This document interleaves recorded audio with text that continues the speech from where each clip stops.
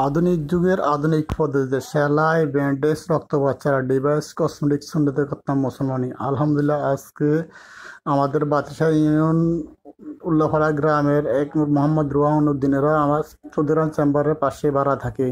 ও সুন্নতে খতনা করলাম ডিভাইস পদ্ধতিতে সেলাই, ব্যান্ডেজ, রক্তপাত ছাড়া। আলহামদুলিল্লাহ, সে সুন্নতে খতনা করার পর স্বাভাবিকভাবে চলাফেরা করতে পারতেছে এবং এসে পরের দিন গোসল করতে পারবে, স্কুলেও আমার সাথে যেতে পারে। আপনারা সুন্নতে খতনা করাবেন, ডিভাইস পদ্ধতিতে করাতে পারেন। ডিভাইস পদ্ধতিতে করালে সবসময় প্যান্ট পরতে পারে, সবসময় খেলাধুলো করতে পারে, স্কুলে মার্শাল যেতে পারে, এমনকি স্বাভাবিক অবস্থা সকল কিছু করতে পারবে।